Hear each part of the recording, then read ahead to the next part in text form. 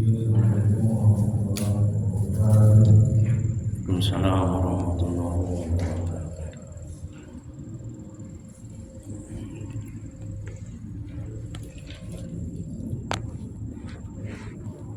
Astagfirullahaladzim, astagfirullahaladzim, astagfirullah. Allahumma sholli ala sayyidina Muhammad. Allahumma sholli ala sayyidina Muhammad. Allahumma sholli ala sayyidina Muhammad. Asyhadu an la ilaha illallah. Bismillahirrahmanirrahim. Assalamualaikum warahmatullahi wabarakatuh. Alhamdulillahirabbil alamin wa bihi nasta'in ala umuri din. Asyhadu an la ilaha illallah wahdahu la syarika lah.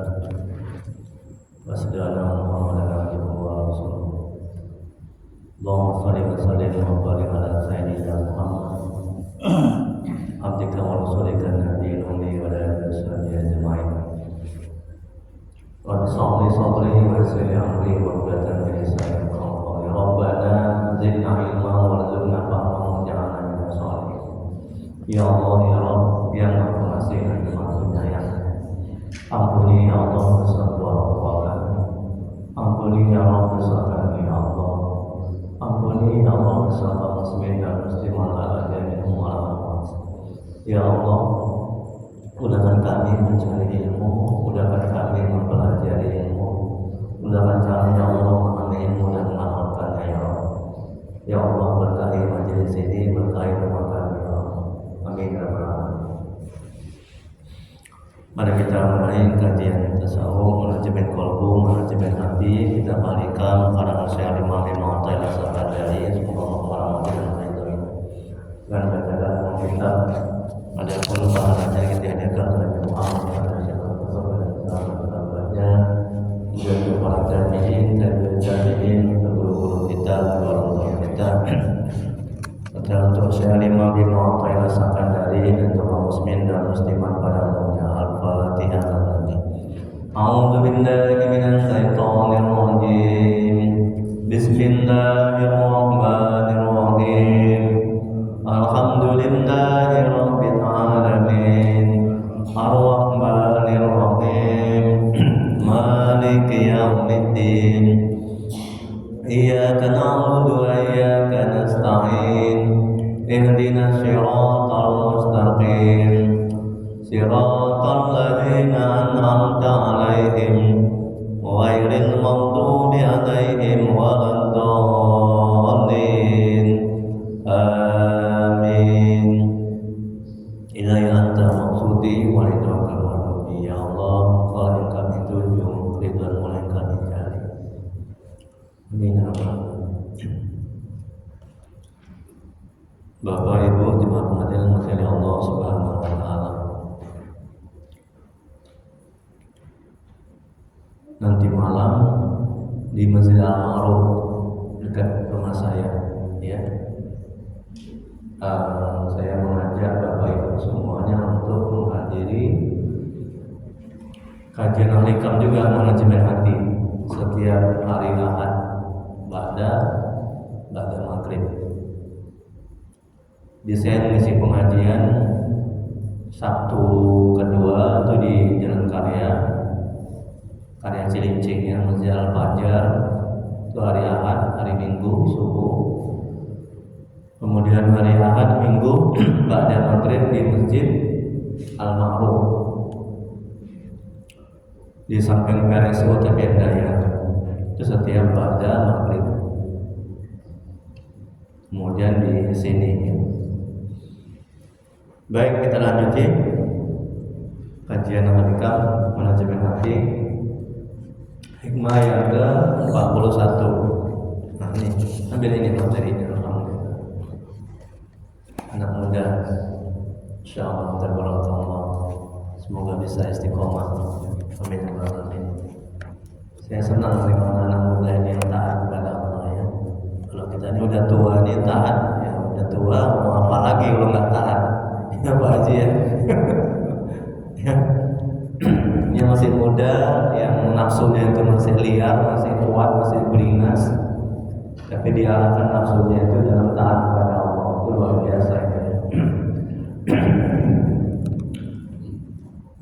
Syekh Al-Imam Ibnu Athaillah Sakandari, semoga Allah merahmati dan meridhai. Beliau mengatakan dalam kitab Al-Ikram kalam hikmahnya, jangan palingkan cita-citamu kepada yang selain Allah, sebab yang maha mulia tidak dipalingkan kepada yang lain oleh tujuan. Kita lihat penjelasannya. Ketika semangatmu terkait kepada sesuatu yang kau inginkan, kembalikanlah semangatmu itu kepada Allah. Jangan kau gantungkan kepada selain Dia, karena Allah yang Maha Pemurah. Nikmatnya melimpahi perjalanan siang dan malam. Dia senang diminta dan mengabulkan permintaan. Bu. Jadi, ini kata Imam Ibnu Athaillah dalam kitab ini. Kalau kita ada hajat, kalau kita ada keinginan, ya, udah, jangan minta kepada orang lain. Jangan bergantung bersandar kepada orang, kepada kemampuan, kepada kehebatan, kepada doa. Jangan lari ke dukun, nauzubillah. Tapi mintalah kepada Allah. Mulailah dari beramal ibadah, ketaatan kepada Allah. Bersandar kepada Allah, berserah kepada Allah. Ya, ini nasihat Al-Imam Ibnu Athaillah. Apapun hajat kita, kembali kepada Allah. Kita lanjutin. Allah berfirman kepada Allah berfirman dalam Al-Quran surat Al-Baqarah 255. Apa kata Allah? Allah tidak ada Tuhan selain Dia yang maha hidup lagi terus-menerus mengurus makhluknya. Tengok, kita kalau nggak diurus oleh Allah, kita mati, kita binasa. Sampai detik ini, sampai saat ini, Allah terus mengurus kita. Dari mulai makan kita, minum kita, tidur kita, buang air kita, pekerjaan kita, semuanya diurus oleh Allah. Ya, Allah tidak dilanda oleh kantuk dan tidak pula oleh tidur. Milik Allah apa yang ada di langit dan apa yang ada di bumi. Tidak ada yang dapat memberi syafaat di sisinya dengan izin Allah. Dia mengetahui apa yang ada di hadapan mereka dan apa yang ada di belakang mereka. Mereka tidak mengetahui sesuatu pun, apapun dari ilmunya, kecuali apa yang Dia kehendaki. Kursinya atau ilmu dan kekuasaannya meliputi langit dan bumi. Dia tidak merasa berat memelihara keduanya. Dialah yang Maha Tinggi lagi Maha Agung. Quran surah Al-Baqarah ayat 255. Dan dalam ayat yang lain, dalam Quran surah Al-Baqarah ayat 45, apa kata Allah? Mohonlah pertolongan kepada Allah dengan sabar dan sholat. Semuanya sholat itu benar-benar berat, kecuali bagi orang-orang yang khusyuk. Dan dalam ayat yang lain, Allah berfirman dalam Quran surah Al-A'raf ayat 128. Apa kata Allah? Musa berkata kepada kaumnya, mohonlah pertolongan kepada Allah dan bersabarlah. Sesungguhnya bumi ini milik Allah. Allah akan mewariskannya kepada siapa saja yang Dia kehendaki di antara hamba-hambanya. Kesudahan yang baik adalah bagi orang-orang yang bertakwa. Dan dalam ayat yang lain, Allah berfirman dalam Al-Quran, berdoalah kepadaku, aku akan kabulkan doa kalian. Sungguh orang-orang yang menyombongkan diri karena enggan beribadah kepadaku akan dimasukkan ke dalam neraka jahanam dalam keadaan hina. Quran surah Al-Ghafir ayat 60. Dan dalam hadis qudsi Allah berfirman, wahai hambaku, kalian semua kelaparan kecuali orang yang aku berikan makan, maka mintalah makan kepadaku, saya aku akan berikan. Wahai hambaku, kalian semuanya tidak berpakaian kecuali yang aku berikan pakaian, maka mintalah pakaian kepadaku, saya aku akan berikan. Hadis riwayat Muslim. Kemudian wahai hamba Allah, bila engkau meminta kepada Allah di saat dekat dengannya, mintalah agar Dia memperbaiki semua yang ada pada dirimu. Berdoalah, ya Allah, perbaiki semua keadaanku. Mintalah kepada Allah agar Dia memperbaiki keadaanmu disertai perasaan ridha terhadap semua ketetapannya. Terima kasih Allah. Semoga dengan kepasrahan dan sikap rela terhadap semua qada dan qadar. Jadi Bu, apa kata Imam ini? Jadi kalau kita ini dalam kalam hikmahnya, kata Imam Ibnu Athaillah dalam kalam hikmahnya, jangan palingkan cita-citamu kepada yang selain Allah, sebab yang maha mulia tidak dipalingkan kepada yang lain oleh tujuan. Jadi kalau kita ada keinginan, kita ada hajat, kita ada keperluan, jangan minta kepada makhluk, jangan bersandar bergantung kepada makhluk. Ya. Jangan minta kepada dukun, na'udzubillah. Ya, bergantung, bersandar, bertawakal, berserah kepada Allah Subhanahu wa taala. Yang maha mulia, yang maha mencukupi, yang maha besar, ya, yang maha mengurus hamba-hambanya. yang maha tahu setiap detik, setiap saat, ya, lintasan hati-hati hambanya. Baik, sampai di sini. Mungkin ada yang berdiskusikan yang masih berkenaan dengan ini dulu ya, dengan halaman 1 dulu. Dengan yang lain ya, silakan Pak Haji.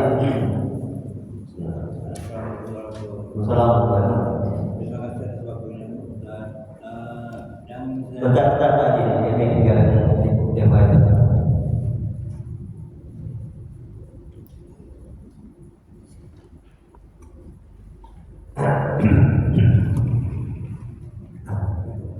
Ya, apa kabar sehat Pak Haji?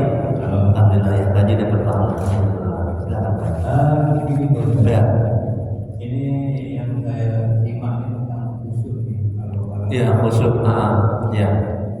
Tapi gini, dalam sholat itu kan ada yang salah satu membagikan sholat melangkah 3 rakaat. Apa? Maaf.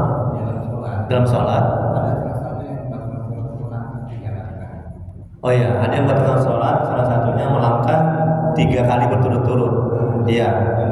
Sekiannya kalau sholat nggak ada yang melangkah 3 rakaat. Iya. Yang jadi pertanyaan begini, kalau kira-kira melangkah lebih dari 3, Iya. apakah itu bisa dibilang khusyuk? Di sini khusyuk itu sebenarnya bagaimana? Iya. Kita sholat, Iya. tapi pikiran kita kemana-mana.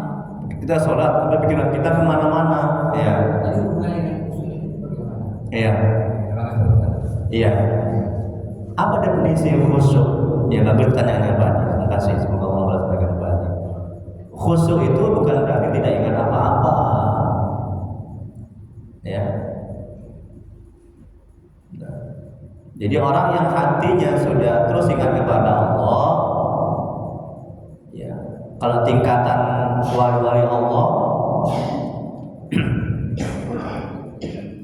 itu hatinya memang sudah baik, sudah bagus. Ketika sholat dia terus ingat kepada Allah. Nah, dalam kajian fikih, kalau di awal takbir kita sudah ingat kepada Allah, itu sudah dikategorikan khusyuk. Udah? Nah, kemudian ketika kita sholat, hati, akal, pikiran kita melenceng, kita arahkan lagi ingat kepada Allah. Kemudian ketika hati, akal, pikiran kita melenceng, kita arahkan lagi kita kepada Allah. Jadi poinnya itu, awalnya itu ketika kita takbir kita ingat kepada Allah, kita sudah dikatakan khusyuk. Ini untuk tingkatan orang-orang awam kayak kita begini. Ya. Nah, kemudian berikutnya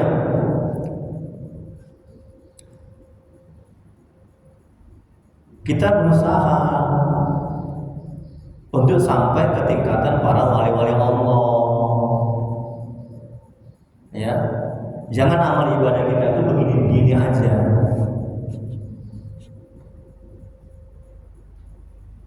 Ya, jadi di awal sholat sampai akhir hati terus ingat kepada Allah. Bagaimana caranya? Khusyuk letaknya di mana? Di mana letak khusyuk? Di hati. Di hati sebelah sini. Jadi sepanjang hati ini masih belum baik, masih kotor, ya, penyakit-penyakit hati bersarang di hati, iri, dengki, takabur, sombong, dendam, senang melihat orang susah, susah melihat orang senang, Tetangga beli kulkas dia yang kedinginan, tetangga dia yang pangkat dia yang opname, nah itu iri kan? Itu hati gak akan pernah bisa ingat kepada Allah. Sholat, cari kunci di luar sholat, dapatnya ketika sholat, ketika takbir Allah Akbar. Oh iya, kunciku di atas meja aku taruh. Terus hati itu melang-lang buana, ya. Terakhir dia bingung, pusing, ya. 3 atau 4 ya, 3 atau 4 ya. Nah, itu jadinya sholatnya, udah rusak sholatnya kan. Jadi perlu mujahadah sungguh-sungguh dan riado latihan. Macam mana mujahadah dan riado latihannya? Hati ini supaya bisa khusyuk. Yang pertama banyak bertobat kepada Allah, yang kedua banyak berzikir. Terutama zikir di luar sholat. Kalau kita terbiasa zikir di luar sholat, ingat kepada Allah, nanti ketika sholat kita akan terbawa-bawa, hati kita hanya ingat kepada Allah.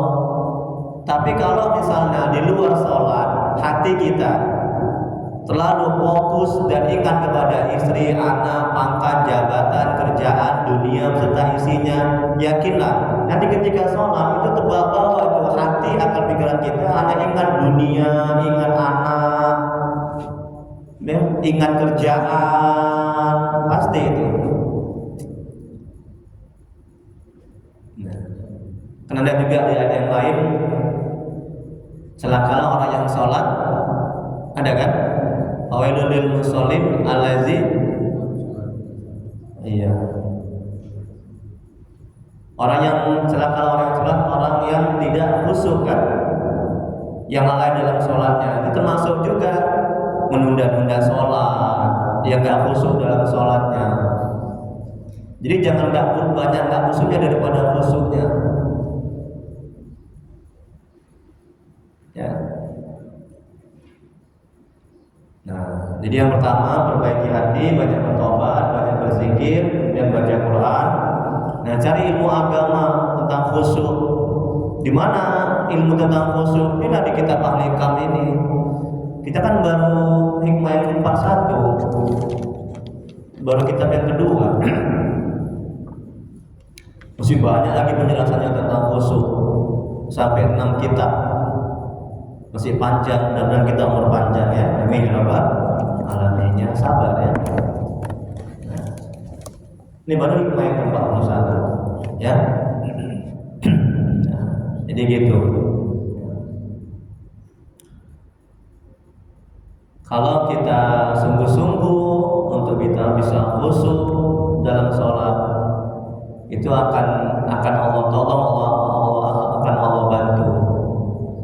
Dan ciri-ciri orang yang khusyuk dalam sholatnya berefek sama kehidupannya sehari-hari, sama watak karakternya, sifatnya, tingkah lakunya, sopan santun dia, tutur katanya baik, akhlaknya baik, ya.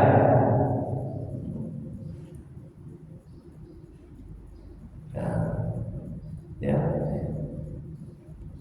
Itu ciri-ciri orang yang khusyuk dalam sholatnya. Tapi kalau masih dia menggibah, ya, masih berbuat jahat, berbuat buruk, ya, akhlaknya tidak baik, itu ciri-ciri orang yang sholatnya itu nggak khusyuk, yang serampangan. Wallahu a'lam bishawab. Allah yang mengetahui jawabannya. Ada yang lain? Ya, silakan Bu. Ada? Nah, saya tolong memikir. Ya.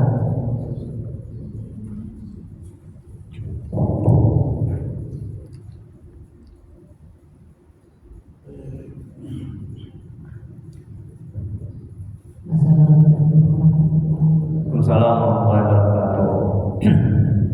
Kalau sudah dalam ya Ustaz, Ya.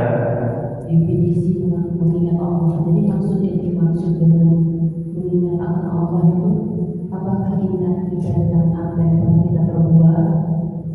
Apakah kita mengingat akan ciptaan Allah dan zatnya? Apakah kita mengingat akan rahmat dan nikmat yang Dia berikan kepada kita?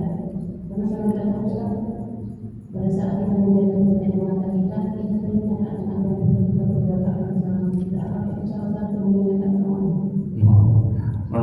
tabarakallah. Bagus ya, tolong belas menaikan ibu ya, ini apa? Anak ini ibu dapat Ustaz.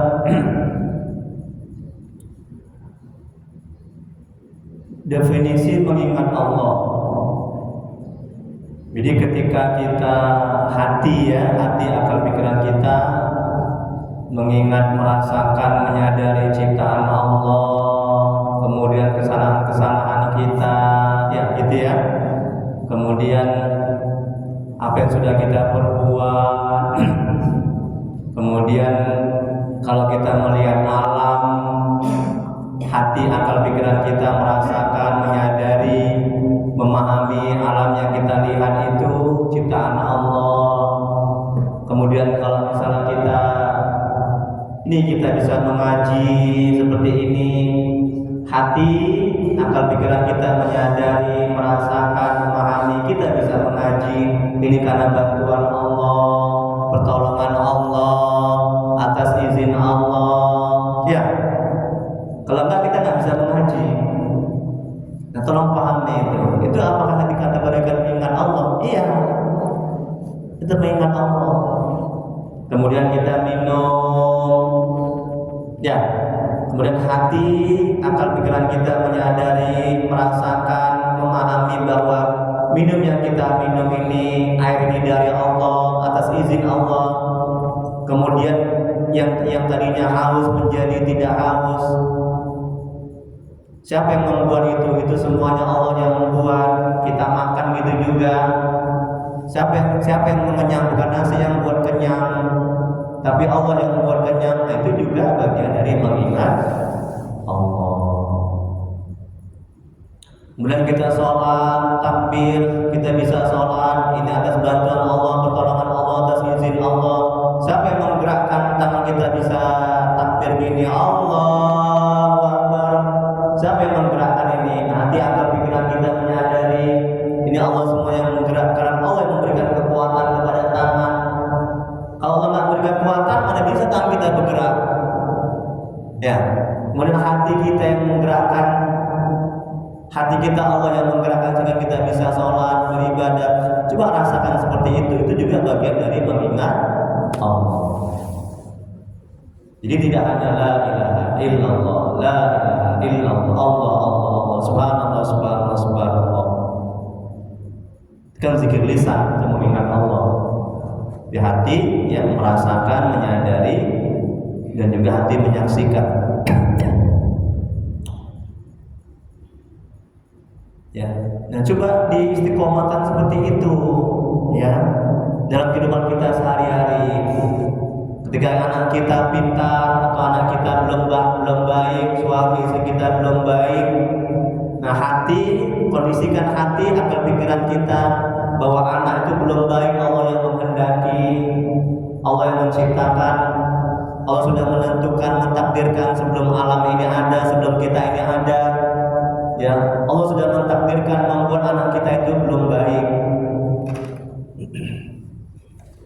Itu manajemen hatinya sehingga kita tidak stres, sengsara, menderita. Ya, sehingga kita bisa ridho kepada Allah. Allah yang menghendaki atas izin Allah anak itu tidak baik.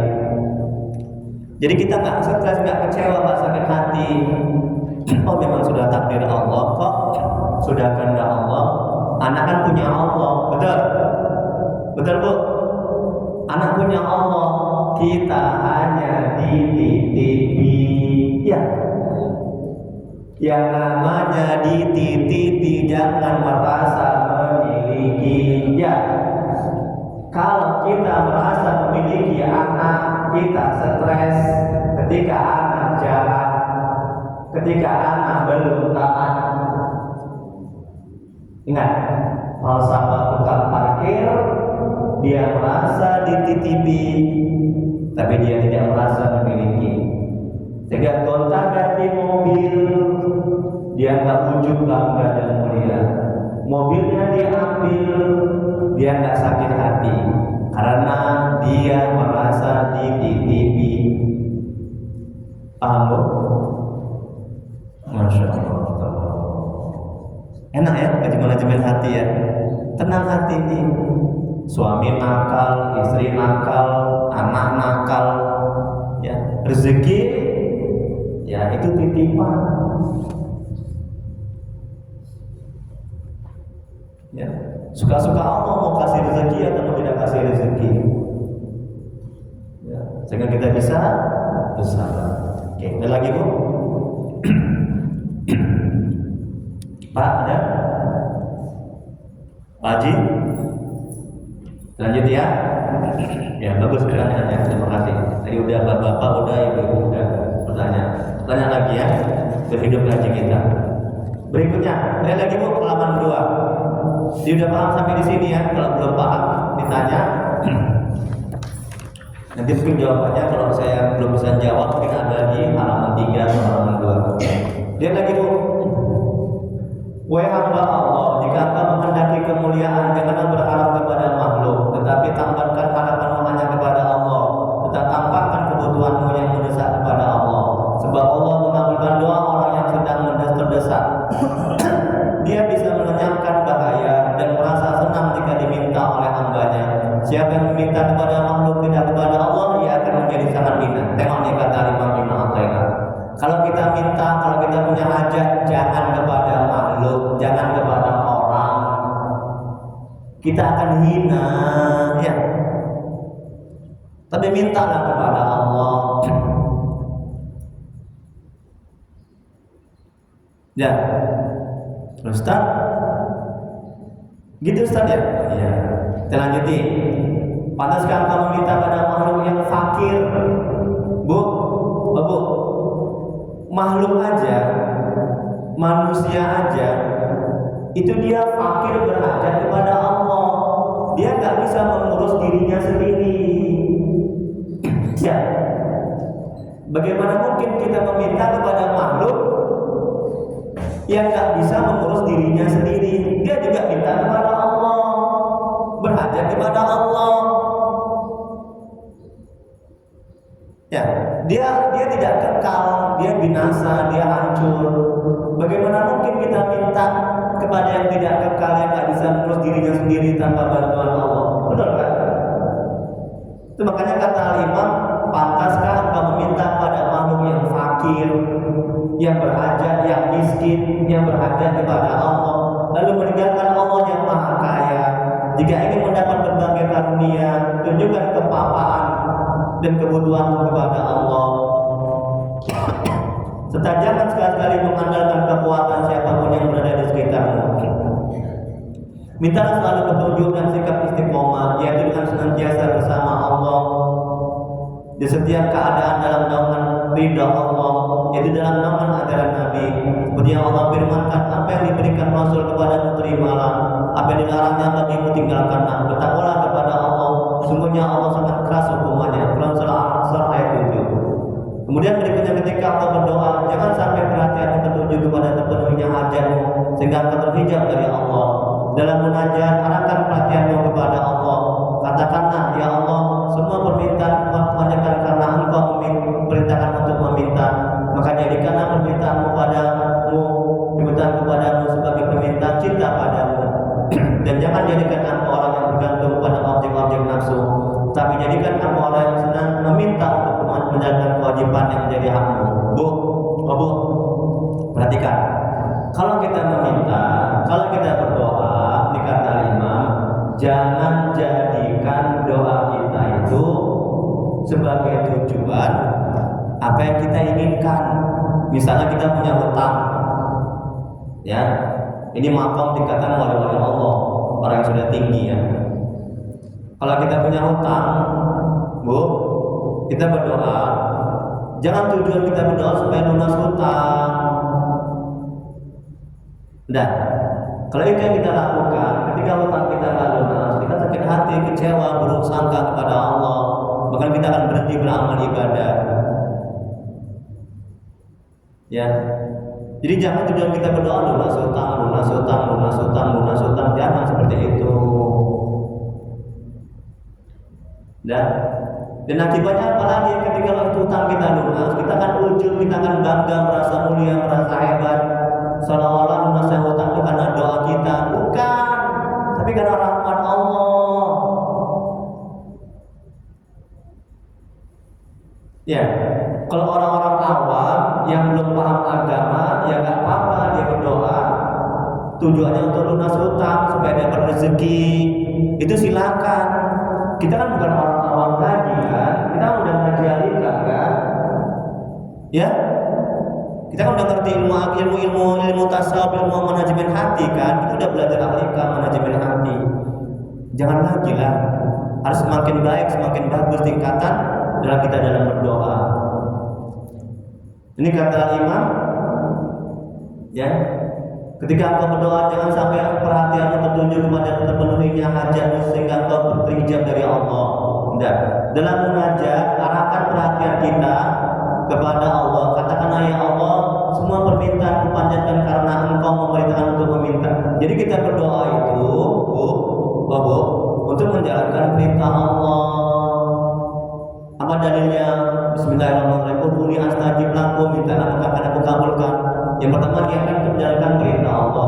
Yang kedua sebagai ibadah. Ada dua pahala kita. Yang ketiga untuk mendekatkan diri kepada Allah. Yang keempat untuk memperjelas kita ini hamba Allah itu Tuhan kita, tempat kita meminta. Yang berikutnya menjalankan hak-hak ketuhanan. Apa hak Tuhan? Hak Tuhan disembah, dimuliakan, diagungkan. Gitu kita berdoa. Jadi jangan semata-mata tujuan kita berdoa itu untuk terwujudnya apa yang kita inginkan. Ya, nanti tingkatan ini makom para orang-orang soleh yang sudah tinggi wali-wali Allah. Ya Bu ya. Sudah. Kemudian berikutnya Rasulullah SAW bersabda, ya Allah, sungguhnya aku berlindung dengan kepekasaanmu dari kesesatan diriku. Tidak ada ilah yang melainkan hanya Engkau, hanya semata. Engkau yang maha hidup, Rabb yang tidak akan pernah mati. Sedangkan jin dan manusia pasti mati. Di surat Bukhari Muslim. Dan Rasulullah SAW bersabda, sungguhnya Allah berfirman, apakah ada orang yang berdoa maka aku akan mengabulkan doanya? Apakah ada orang yang meminta maka aku akan memberinya? Dan apakah ada orang yang memohon ampunan maka aku akan mengampuninya? Di surat Bukhari Muslim. Dari Abdullah bin Umar bahwa Abu Bakar pernah berkata, ya Rasulullah, ajarkanlah kepadaku suatu doa yang dapat kupanjatkan dalam hidupku. Maka Rasulullah SAW bersabda, ucapkanlah, ya Allah, sungguhnya aku telah banyak menzalimi diriku sendiri dan tidak ada yang dapat mengampuni dosa selain Engkau. Maka berikanlah kepadaku ampunan dari sisimu. Dan sayangilah aku, sungguhnya aku maafun lagi maafnya. Hadis riwayat Bukhari Muslim. Nah, sungguhnya Bu, dalam berdoa itu, ya, jangan banyakkan minta dunia. Tapi banyakkan kita mohon ampun, meminta dosa-dosa kita itu diampuni. Ya. Karena dunia nggak kita minta pun dikasih, betul? Ya kan Bu? Ya kan? Ini napas kita ini, coba kita nggak minta supaya minta dikasih napas. Apalagi sampai sekarang kita nggak minta, ya Allah tolong diurus, tolong urus aku ya Allah. Menguruskan masalah dunia. Sampai sekarang kita diurus oleh Allah, ditolong oleh Allah. Kita nggak minta ditolong, Allah sekarang menolong kita, membantu kita. Itu kan dunia. Makanya banyak minta diampuni dosa, ya. Yang berkaitan dengan akhirat, diampuni dosa. Kemudian agar bisa istiqomah dalam taat, agar dibersihkan hati, ya. Jangan melulu minta rezeki, minta supaya anak baik, anak soleh. Ya itu baik, itu bagus, tapi dibanyakkan tentang berkaitan dengan akhirat, jangan hanya dunia. Kemudian berikutnya Rasulullah SAW bersabda, Allah turun ke langit dan dunia pada setiap malam. Itu ketika masih tersisa sepertiga malam terakhir. Dia berfirman, adakah orang yang meminta sehingga aku beri? Adakah orang yang berdoa sehingga aku mengabulkan? Dan adakah orang yang memohon ampunan sehingga aku memberikan ampunan kepadanya? Baik, ada pertanyaan. Silakan Bu, Pak. Terakhir halaman 3. Masya Allah, nikmatnya. Ya alhamdulillah. Yang tadi udah paham ya Bu ya? Udah ya. Ibu sering gitu ya? Sering begitu ya? Bagus itu bagian dari zikir. Ingat dosa-dosa, dan ingat kebaikan kita, alhamdulillah. Ingat dosa kita, istighfar, mohon ampun kepada Allah. Nah, kemudian kalau misalnya ibu melihat anak yang belum taat, jangan hati atau pikiran ibu merasakan, menyadari anak yang belum taat itu kehendak Allah, atas izin Allah. Ya, sudah takdir Allah, sudah Allah yang menentukan sebelum alam ini ada, sebelum kita ada. Allah sudah mentakdirkan anak itu belum taat. Saja kan dalam hati akal pikiran kita anak itu titipan Allah. Ya suka-suka Allah. Anak kan punya Allah, bukan punya kita. Ya. Kalau misalnya anak mau buat apa yang punya, kalau Allah mau buat anak yang punya dia itu nggak taat, itu kan punya dia, suka-suka dia. Ya. Kita mau bisa bilang apa? Tinggal lagi kita nggak boleh pasrah. Kita harus ikhtiar, usaha supaya kita ikhtiar usaha. Udah, apa kewajiban kita kepada anak? Mendidiknya. Ingat, kita mendidik anak bukan supaya dia baik. Kalau itu yang kita lakukan ketika anak belum baik, kita akan stres, sengsara, menderita. Kita mendidik anak itu kewajiban kita.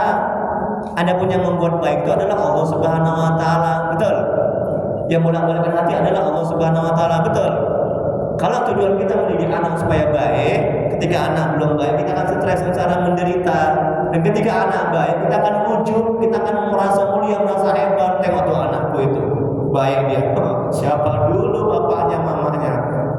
Habis, hancur, hilang pahala amal kita dalam mendidik anak, rusak. Nah, itu manajemen hatinya. Paham ya? Tenang hati ini ketika anak belum baik, istri belum baik, suami belum baik. Kita nggak akan stres, sengsara, menderita. Ya, silakan Bu, pertanyaan berikutnya. Ya.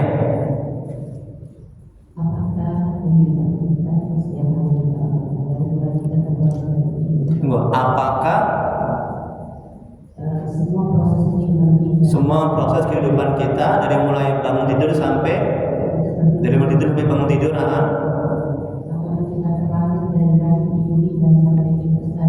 ya, ya,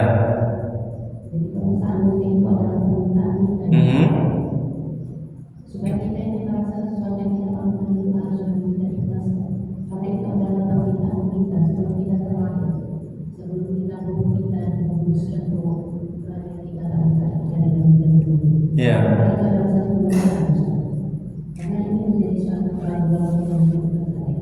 Karena katanya semua yang kita lakukan yang kita terlahir sampai saat ini, adalah suatu permintaan yang kita minta sebelum kita dilahirkan dan menjadi tahun lalu. Ya.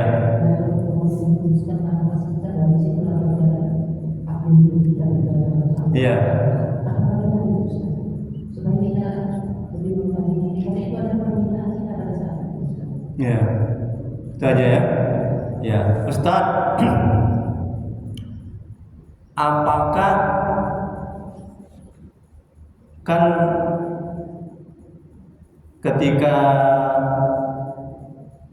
berapa bulan di kandungan ibu itu kan ditiupkan itu ya, dan kemudian ditentukanlah 3 hal itu ya. Yang pertama rezeki, kemudian yang kedua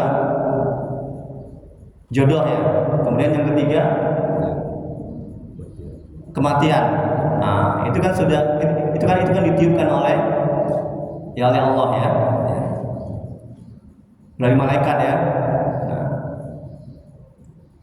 Itu sudah takdir Allah, ketentuan Allah. Nah, apa itu kita minta? Gitu pertanyaannya. Ya.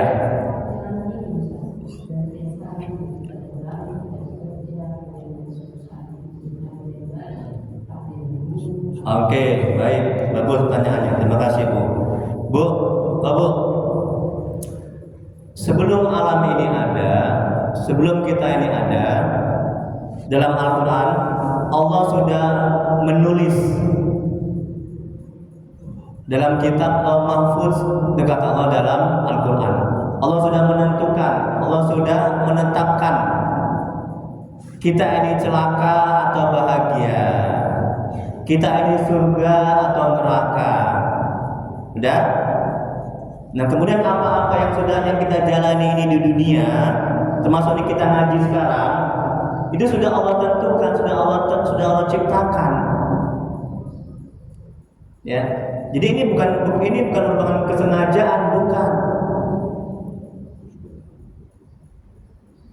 Nah, kalau ini yang kita pahami, ini manajemen hatinya, kita sadari dalam hati akal pikiran kita nggak akan timbul ujub, bangga, merasa mulia, merasa hebat. Bahwa kita bisa mengaji ini itu Allah sudah tentukan, Allah sudah takdirkan, Allah sudah ciptakan, Allah sudah tulis di kitab Allah Mahfuz, kata Allah dalam Al-Quran.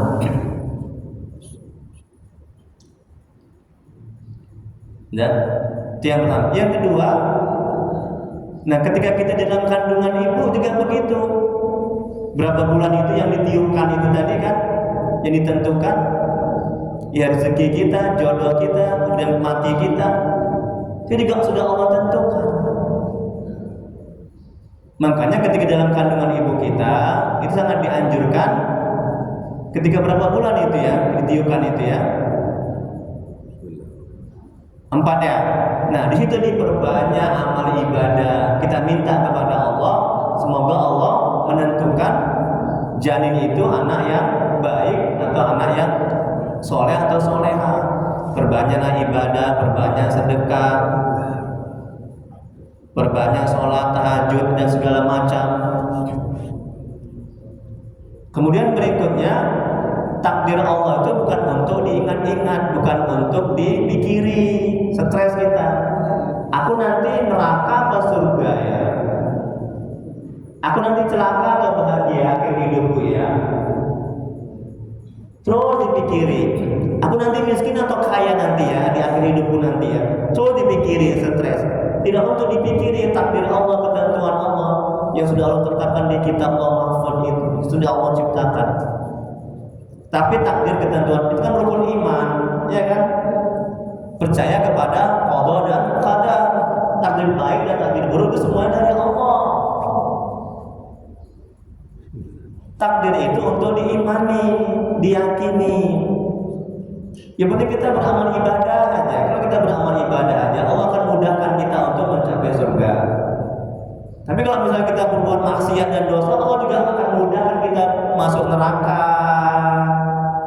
Makanya Allah kasih akal pikiran, Allah kasih ilmu agama, kasih Al-Quran, hadis.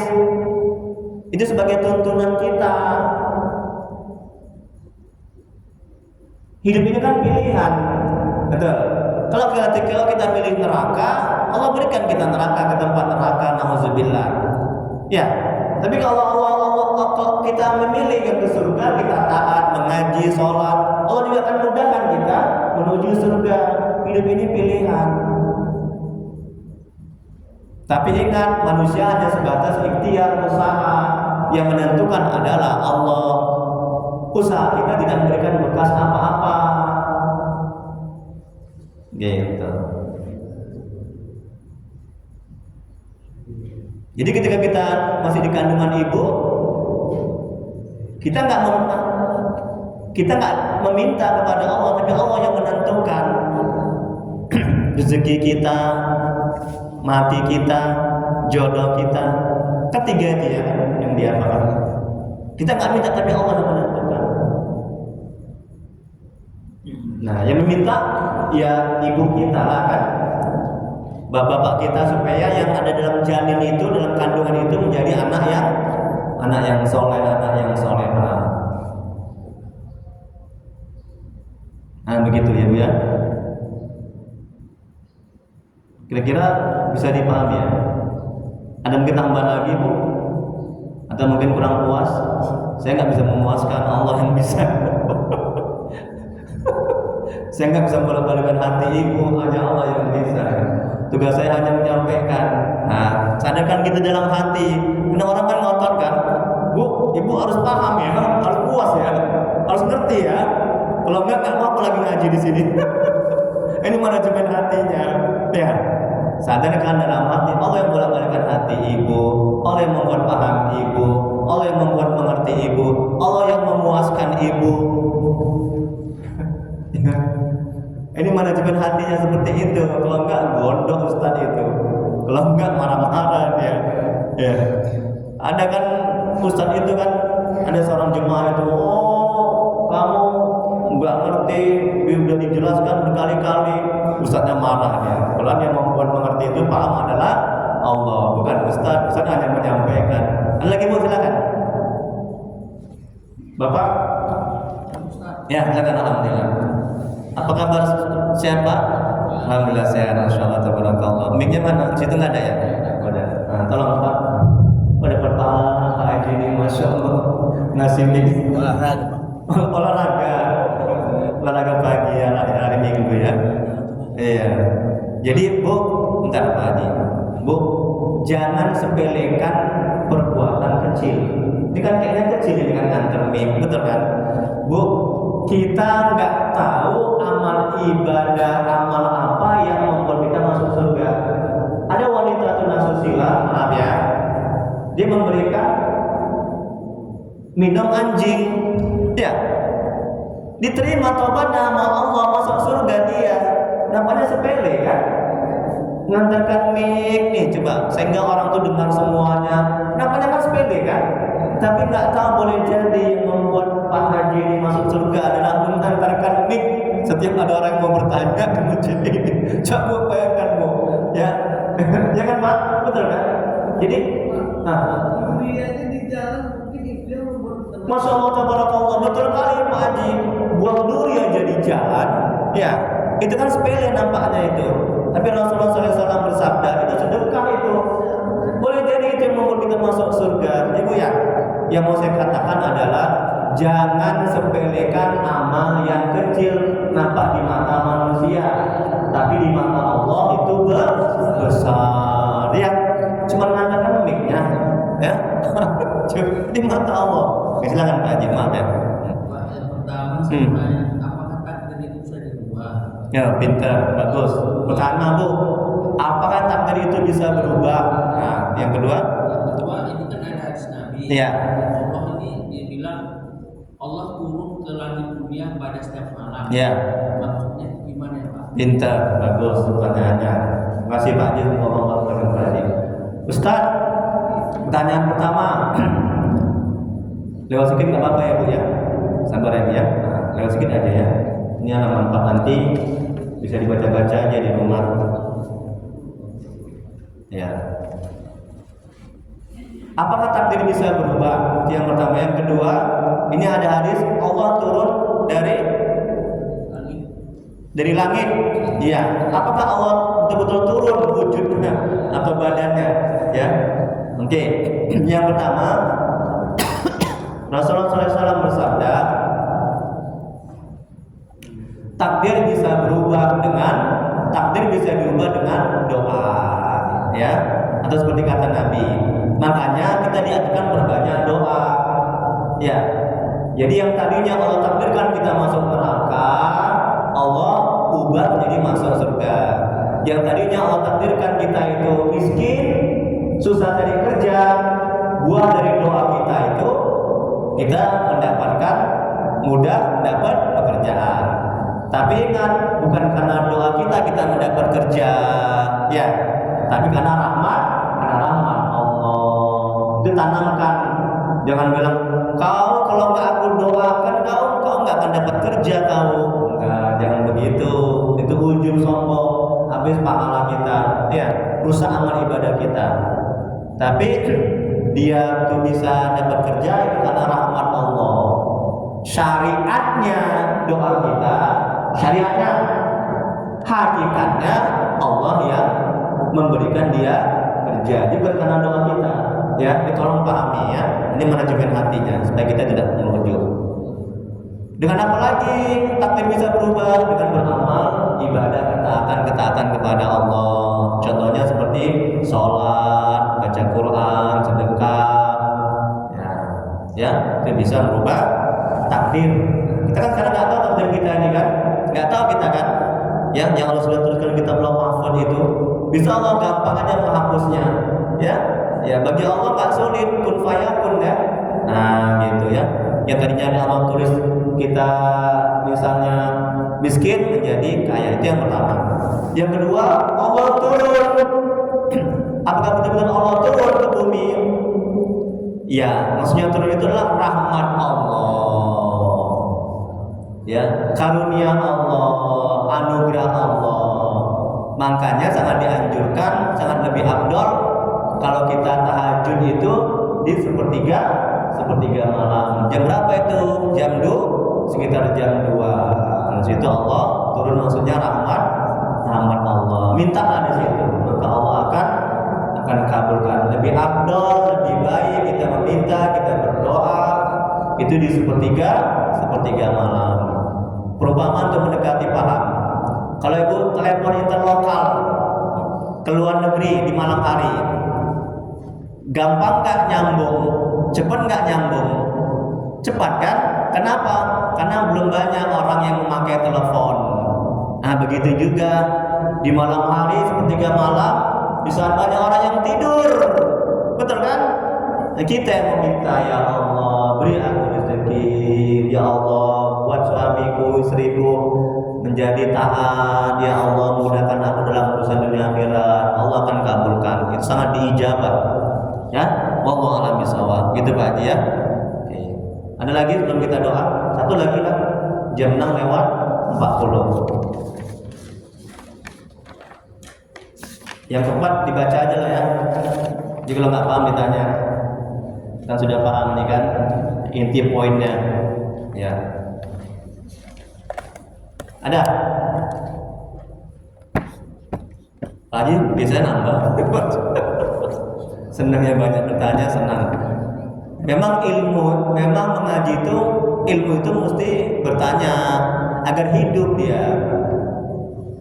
Ya, agar hidup dan lebih paham. Satu bertanya untuk semuanya. Silakan, alhamdulillah kan betul kan. Jadi mata hati saya itu menerawang. Oh ini dalam hati Pak Haji ini mau bertanya lagi nih. Silakan Pak Haji, terakhir lah ya. Jangan terlalu apa kali saya internet. Silakan. Di mic lah, ada mic jangan pakai mic. Ibu kan juga mau dengar kan. Ini saya ingin menanyakan masalah ada sebuah kalimat hadis sekolah. Iya. Jika kamu Dekatlah Pak Haji dekat ya. Jika kamu hari ini lebih baik dari kemarin. Iya. Pintar hadis itu, bagus. Rasulullah SAW bersabda. Kalau kita tak lebih baik, istilahnya jangan di tempat. Iya. Jangan kemana-mana. Iya, pintar Pak Haji ya. Makanya cerdas Pak Haji tidak bisa jadi ustadz ini. Sekarang ustadz nih Pak Haji. Alhamdulillah banyak ilmunya. Pertanyaannya bagus-bagus ya. Semuanya juga begitu ya. Ustadz, Rasulullah SAW bersabda, barang siapa yang hari ini lebih baik daripada hari yang kemarin, maka dia termasuk orang yang beruntung. Jadi kalau misalnya kita hari ini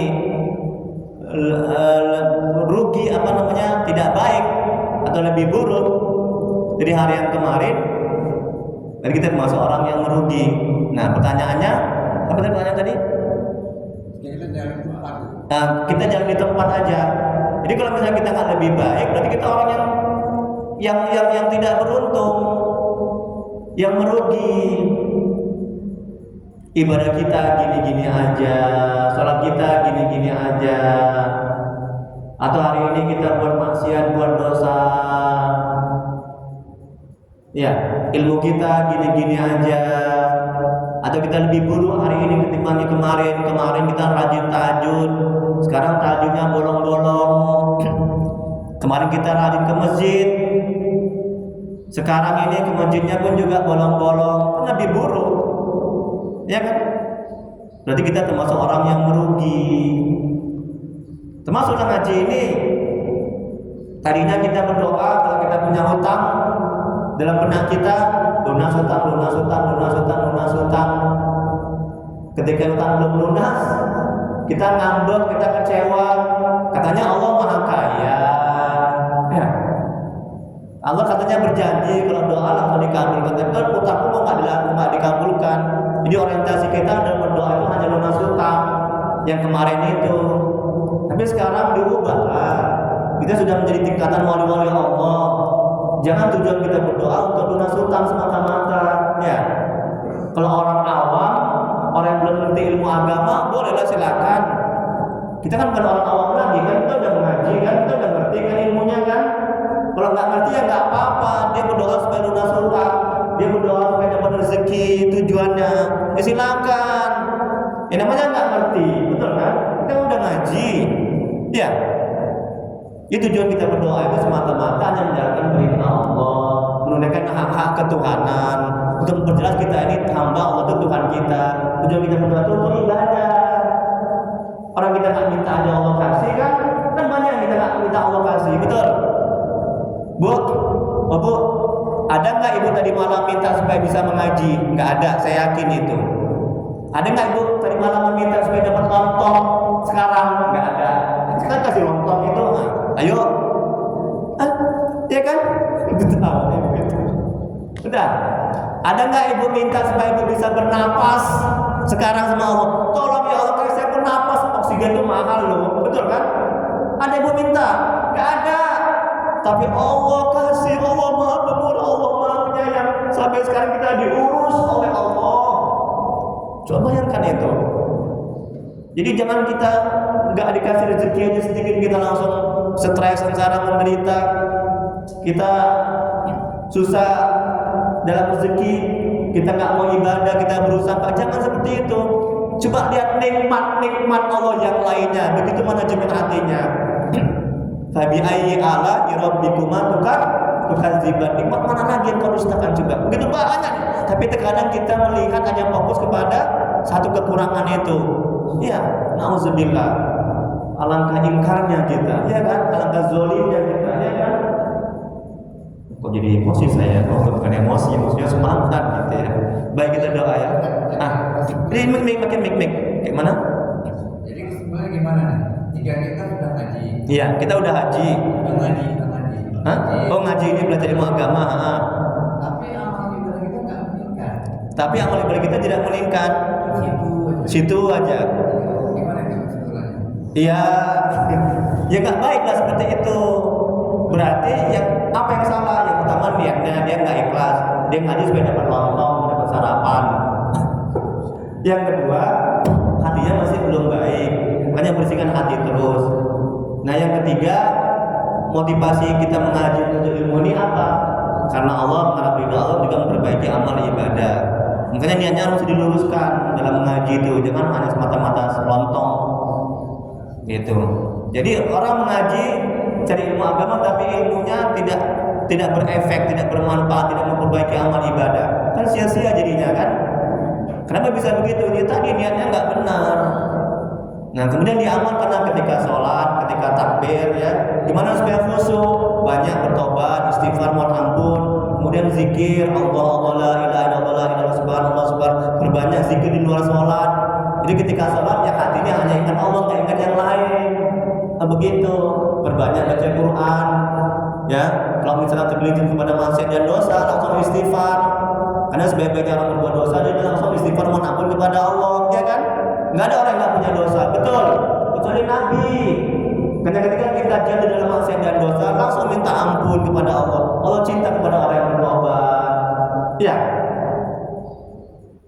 Ya, buat dosa kita istighfar, astagfirullahaladzim, dihapus. Buat dosa lagi astagfirullah. Tapi jangan niatkan aku besok paling mangga lah, enak kali mangga tetanggaku itu. Jangan dicabut nyawa kita sama malaikat, azab ya, neraka kita, nauzubillah. Jangan diniatkan buat dosa. Kalau tergelincir, ya, kalau nggak sengaja, ya, jangan diniatkan. Ya, begitu Pak Haji ya. Udah puas? Enggak, saya nggak bisa memuaskan kayak lagi. Berarti kesimpulannya merugi lah. Kan? Merugi. Berarti kalau itu berlaku setelah asli. Gimana? Berlaku setelah asli itu manusia. Kurang jelas gimana? Berlaku? Berlaku setelah asli berlaku. Iya.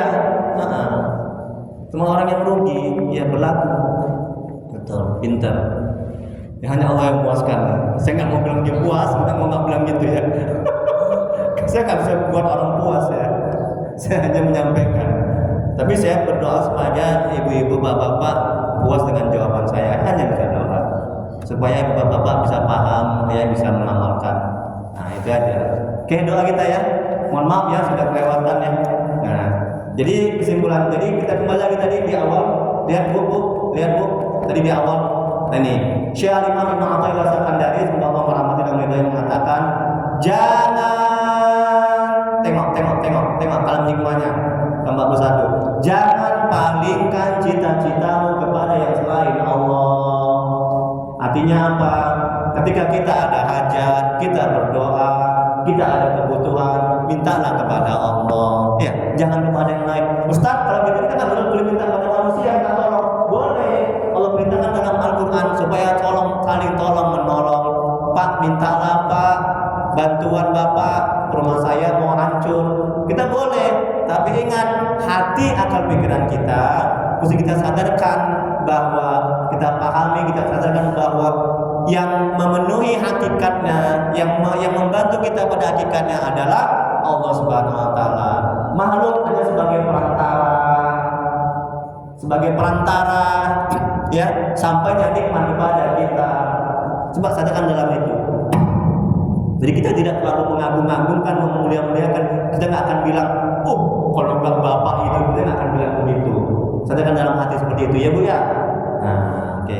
Kemudian jangan palingkan cita-cita kepada selain Allah, sebab yang maha mulia tidak dipalingkan kepada yang lain oleh tujuan. Artinya, kalau kita minta kepada Allah, berharap kepada Allah, bergantung kepada Allah, Allah akan memberikan. Allah akan menolong. Kalau kita minta kepada makhluk, Allah lepas tangan. Yang bantu siapa? Setan.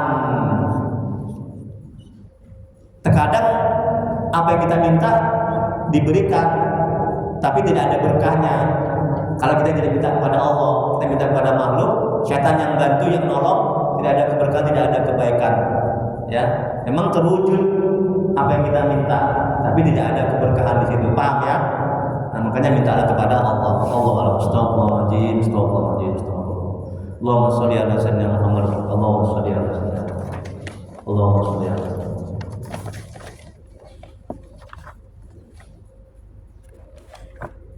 Oh, ini satu lagi nih, 42 ini. Itu kan 4 halaman itu ya. Iya kan? Oh iya, 5 halaman. 4. Berapa? 4. Ini digabung ini ya. Halaman 42 coba lihat dulu. Janganlah sekali-sekali engkau mengadukan kebutuhan pada yang selain Allah, padahal Allah yang memberikan padamu. Nah, itu sama tadi ya. Jangan kalau ada kebutuhan jangan kepada makhluk, tapi kepada Allah. Nanti yang akan datang halaman 43. Nah, bagaimana dia mengadukan sesuatu kepada selain Allah, benar ya? Oke. Ya. Coba dibaca aja lah halaman 4 ini ya, belum apa kita ada. Doa kita ya. Astagfirullahaladzim, astagfirullahaladzim. Alhamdulillah puas ya banyak ilmu kita ya. Allahumma sholli ala sayyidina Muhammad. Allahumma sholli. Bismillahirrahmanirrahim. Alhamdulillahirabbil alamin. Hamdan yufi ni'amahu wa yukafi mazidah. Ya Rabbana lakal hamdu kama yanbaghi li jalali wajhika wa 'azimi sultanik. Allahumma sholli ala sayyidina Muhammad wa ala sayyidina Muhammad. Bismillahirrahmanirrahim. Alhamdulillah wa sallallahu alaihi wasallam. Dan berkat kemuliaan Nabi Muhammad sallallahu alaihi wasallam dan salam. La ilaha illa anta subhanaka inna kunna minaz zalimin. Ampuni dosa orang tua kami ya Allah. Ampuni dosa orang tua kami telah mendolimi kami ya Allah. Datang mereka dari siksa kubur, menjadikan kuburan mereka taman-taman surga. Tempatkan mereka di surga sebagai surga ya Allah. Ya Allah, ampuni dosa dan maksiat kami ya Allah. Ampuni sebesar apapun masa lalu kami. Terima ibadah kami, terima taubat kami, kasihanilah kami ya Allah. Ya Allah, ampuni dosa kaum muslimin dan muslimat alaihi minhum wal ya jadikan rumah tangga kami rumah tangga yang sakinah mawaddah warahmah. Jadikan anak-anak kami saleh-salehah, jangan kami dari musibah dan bala bencana. Ya Allah, mohon ya Allah, tolong ya Allah, tuntun hati kami yang bisa istiqomah dalam taat kepada-Mu, agar bisa selalu mengingat-Mu, agar bisa selalu berselawat kepada Rasul-Mu ya Allah. Ya Allah, tolonglah ya Allah, ya rahmat-Mu ya Allah. Bila di antara kami, keluarga kami, jemaah ini ada yang sakit, mohonlah ya Allah, sembuhkan penyakitnya ya Allah, angkat penyakitnya ya Allah. Bila ada yang mendapat kesulitan hidup, mohonlah ya Allah, mudahkan kesulitannya ya Allah, beri jalan keluarnya ya Allah. Ya Allah, mudahkan rezeki kami dan berkahi, urusan kami dan berkahi, banyakkan berkah dan berkah ya Allah. Ya Allah ya Rabbana la tuzigh qulubana ba'da idh hadaytana wa hab lana min ladunka rahmah innaka antal wahhab. Rabbana atina fid dunya hasanah wa fil akhirati hasanah wa qina azabannar. Wassallallahu ala sayyidina Muhammad wa ala alihi wasallam. Subhana rabbika rabbil izzati amma yasifun. Wassalamu ala mursalin walhamdulillahi alamin. Allahumma shalli ala sayyidina Muhammad. Taqabbalallahu minkum. Assalamualaikum warahmatullahi wabarakatuh. Ini ada lagi Bu, silakan Bu untuk saudaranya.